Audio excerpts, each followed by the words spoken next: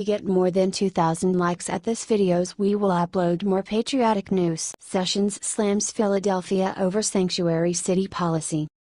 Attorney General Jeff Sessions escalated his crusade against sanctuary cities Friday by taking his message directly to one of America's largest cities with such a policy, Philadelphia.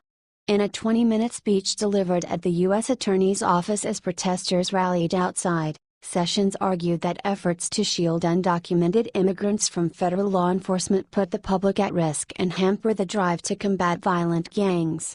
Some jurisdictions in this country refuse to cooperate with the federal government when it comes to immigration authorities to turn over illegal aliens who commit crimes, even MS-13 members, Sessions said, referring to one menacing drug gang. These policies are often called sanctuary policies, but they are giving sanctuary not to law-abiding citizens of our communities, they are providing sanctuary to criminals.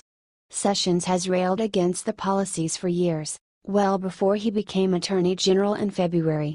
However, this is the first time in his new job he has ventured into such a jurisdiction to make his case against the measures, which generally instruct police not to inquire about immigration status and not to notify the federal government when a foreigner is being released from jail or prison. It saddens me to say one of these jurisdictions is Philadelphia. This is especially sad for the residents of Philadelphia who have been victimized as a result of these policies, the Attorney General said somberly. Sessions, an unapologetic cheerleader for law enforcement, asserted that the policies lack the support of police and are driven by politicians. Local police I know totally are supportive and want to work together on so many of these issues, and I know you want to help. The problem are the policies that tie your hands and that makes all citizens, especially the police on the streets, less safe, the Attorney General said. I urge the city of Philadelphia and every sanctuary city to reconsider the harm they are doing to their residents. Sessions pointed to several murders and shootings he said were linked to the policy, but Philadelphia Mayor Jim Kenney said there was no sign it was driving up crime in the city. The very same year that he reinstated Philadelphia's so-called sanctuary policy, the city experienced its lowest rate of crime in 40 years. The Trump administration is threatening to reverse that progress. If victims and witnesses of crimes don't report those crimes to the police because they fear deportation, that allows the real bad guys to stay on the streets, Kenney said in a statement. Blaming an entire group of people for our country's problems and violating their right to due process isn't constitutional and it isn't American. Philadelphia treats immigrants as we would any other resident under a criminal justice system, the mayor added. A spokeswoman for Kenney said the mayor was not invited to Sessions' speech. During his address, Sessions said making changes to the policies were especially important because they are impeding the fight against the MS-13 gang. This department is especially focused on eradicating the threat posed by MS-13. Their motto is to kill, rape, control, and that is what they do every day, the Attorney General said. We have a motto, too, and our motto is that justice for criminals and justice for victims and consequences for criminals. We're going to need the cooperation of local law enforcement officers. Sessions' latest salvo against sanctuary cities policies came one day after a federal judge in San Francisco turned down the Trump administration's request to lift an injunction against an executive order President Donald Trump issued aimed at limiting federal funding for cities and countries with sanctuary policies. Ruling in cases brought by several California localities, U.S. District Court Judge William Warwick declined to disturb the existing injunction. He said a memorandum Sessions issued purporting to limit the impact of Trump's order did not provide a sufficient guarantee to the local governments that they wouldn't face more aggressive enforcement of the order in the future. I conclude that the AG memorandum is functionally an illusory promise to enforce the executive order narrowly and, as such, does not resolve the constitutional claims that the counties have brought based on the order's language, Warwick wrote. During his speech, Sessions said nothing about the Russia controversy engulfing the Trump administration or about President Donald Trump's statement in an interview Wednesday that if he knew Sessions would recuse himself from that investigation, he would not have nominated Sessions as Attorney General. In that same interview, Trump suggested Deputy Attorney General Rod Rosenstein wasn't politically loyal to the administration because he's from Baltimore, where he served as U.S. Attorney for about 12 years. However, Rosenstein doesn't live there, isn't a Baltimore native, and actually was born in Philadelphia, as Sessions noted at the outset of his remarks Friday. Sessions also gave a public boost to the man Trump appeared to denigrate in his interview with the New York Times. "It's good to be in Philadelphia. We were just discussing, our deputy Rod Rosenstein is from this area. Wharton School of Business graduate," Sessions told the audience. "He's really a good guy."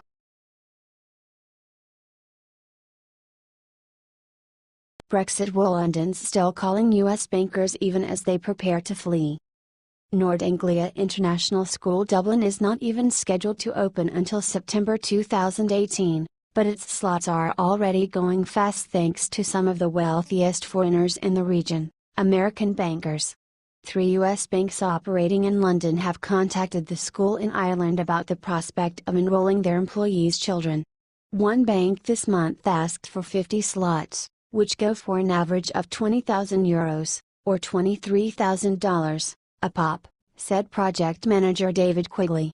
Britain's decision to leave the European Union has left American banks in London scrambling to implement contingency plans to relocate to the continent so they can continue to serve clients there.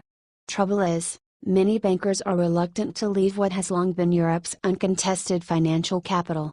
While the Brexit negotiations between the UK and EU only began last month, the banks are initiating plans to move thousands of jobs out of London even as they simultaneously fight to preserve the status quo as much as possible in the city. On Thursday, an official with the Citigroup, a trade group representing US megabanks such as Citigroup, JP Morgan Chase, Morgan Stanley and Goldman Sachs, met with Prime Minister Theresa May to advocate for a business-friendly Brexit. Among the requests, a transition period that would give businesses more time to prepare. Bankers are increasingly anxious that Brexit will end badly and force them to carry out their costly relocation plans. "We are lobbying very hard for an orderly Brexit," said a London-based banker at an American firm. Some 500 US-based financial services firms operate in London. Switzerland is a distant second with 1/10 as many. Of the 222 largest firms with significant operations in Britain, about 27% are expecting to move staff out of the UK or are reviewing their plans, according to a report this month by Ernst & Young. At least 22 investment banks have declared their intention to move some staff or operations, with Frankfurt and Dublin tied for first place, followed by Paris. JP Morgan CEO Jamie Dimon visited Dublin and Paris this month. The bank, the biggest in the US by assets, recently bought new offices on Dublin's River Liffey. "We do know other US groups sent in their real estate teams to Dublin," said Kieran Donoghue, head of international financial services for IDA Ireland, an Irish government agency. "It is not confined to JP Morgan. IDA's clients include Bank of New York Mellon, Citi, Morgan Stanley and BlackRock," he said. On Friday, Bank of America became the latest big U.S. bank to pick Dublin as the post-Brexit location for some of its employees. The company did not divulge the number of people who might be relocated there and said it will move some employees to other EU locations as well. But while U.S. businesses are listening to the European cities' sales pitches, most are more interested in staying in London, partly because moving staff is an expensive process. Aside from the relocation cost, however, some bankers grimace when they talk about the prospect of moving to Europe and rattle off complaints about the city's suitors. Dublin lacks good primary schools. Paris has stringent labor regulations and taxes. And Frankfurt? Too small and boring. One banker said to me recently, "There's only one opera house in Frankfurt," said a London-based consultant who is working with financial companies preparing for Brexit moves. That's not deterring Citigroup. In an email to staff on Thursday, Citigroup's head of Europe said the giant U.S. bank will open a second trading hub in Frankfurt. Up to 150 new positions may need to be established in the EU, but London will remain Citi's regional headquarters, according to the email obtained by Politico. Morgan Stanley is also expected to expand its presence in Frankfurt by about 200 jobs, according to press reports on Wednesday. A spokesman for the bank declined to comment. Paris is fighting for U.S. Brexit business, too. In addition to trumpeting President Emmanuel Macron's proposals to ease France's labor regulations and cut taxes, the city is trying to promote itself as a leading space for financial technology firms such as app developers for banks. Paris Europlace, a lobbying group for the city whose members include JP Morgan and Goldman Sachs, is highlighting a massive new workspace for startups that opened in July called Station F. A Silicon Valley-based startup accelerator, Plug and Play, is opening an office there in September, with U.S. fintech businesses among its clients. Charles Labelle, an associate director of employer engagement at INSE, a Fontainebleau-based business school, said students have been asking financial companies about Brexit, but the answer is always business as usual. Recent INSE graduates have gone to work for Goldman Sachs, Morgan Stanley and other U.S. firms. And in what city do they most want to work? London is the draw, Labelle said. What we hear from students when we survey them coming in, London is always one of the top 3 destinations where they want to land. Still, U.S. companies are assuming that London's reputation as a financial center will take a hit after Brexit.